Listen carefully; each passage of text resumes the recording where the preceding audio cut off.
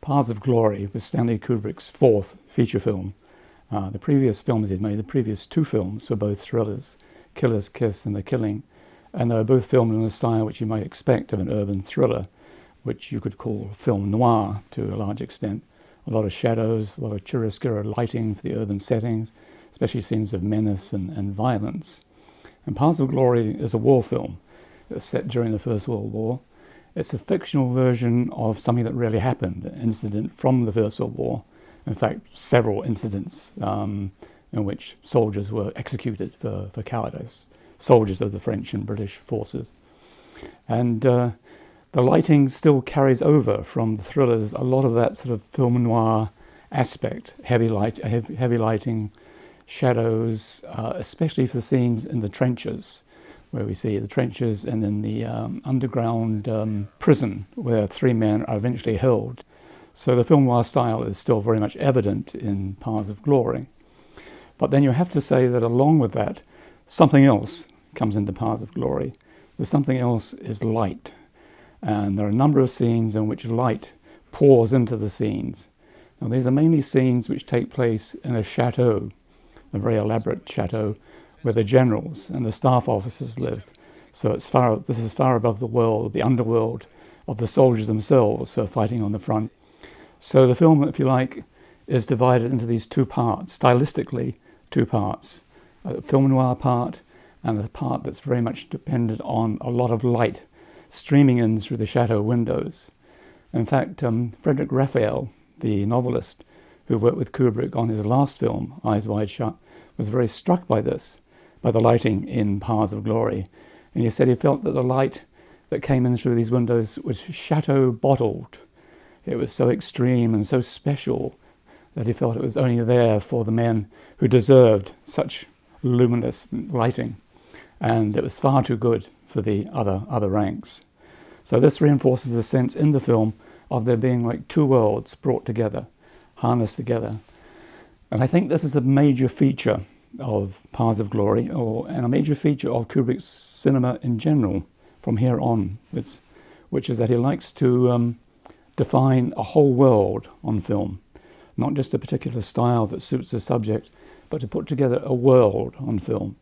And Paths of Glory is this world made up of the darkness, the meanness of the trenches, and the light, the glorious light, and it must be said, the light-heartedness of the officers, the generals, who discuss a coming battle.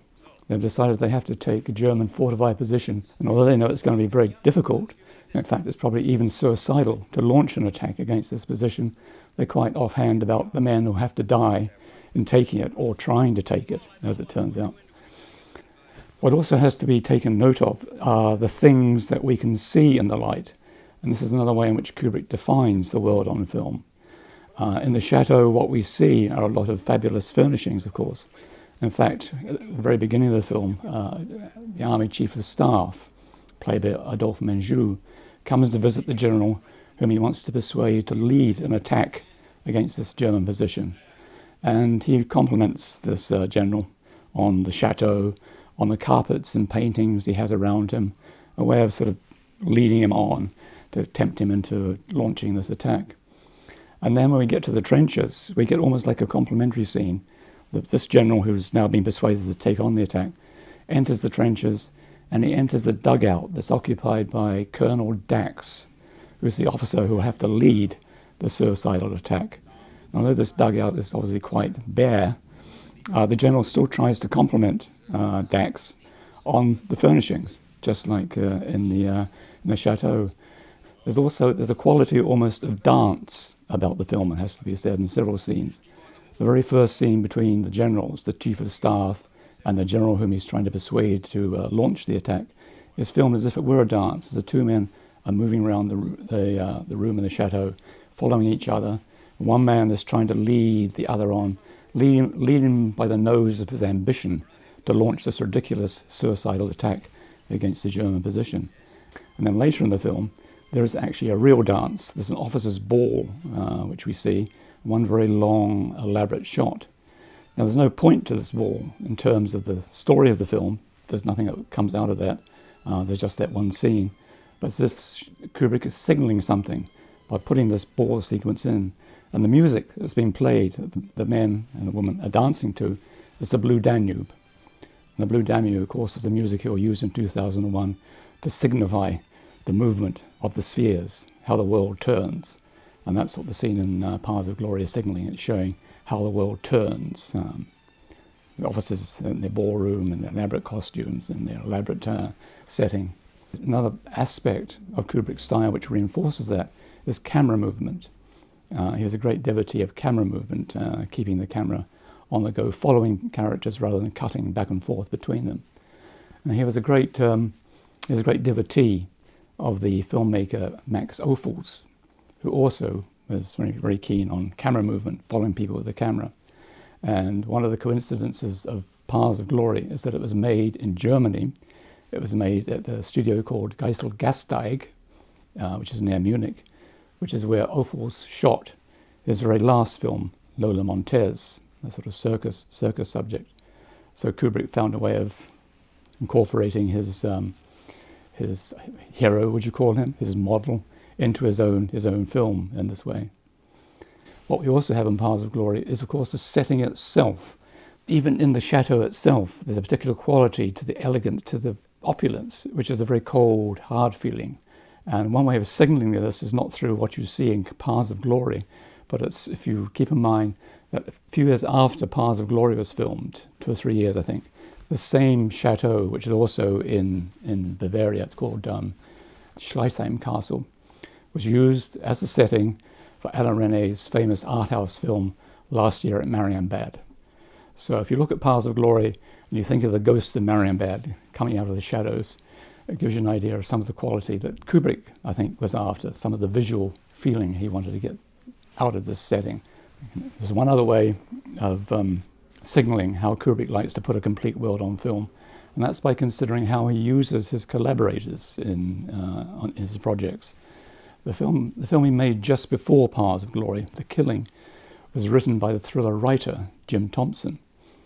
When he came to do Paths of Glory, Kubrick employed Thompson again to do the basic script for the film, but at a certain point he realized he needed something else to complement Thompson.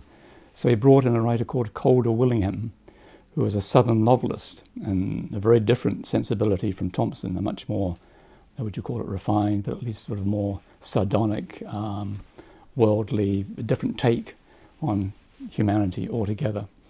And he brought Willingham in to do the final script of Paths of Glory.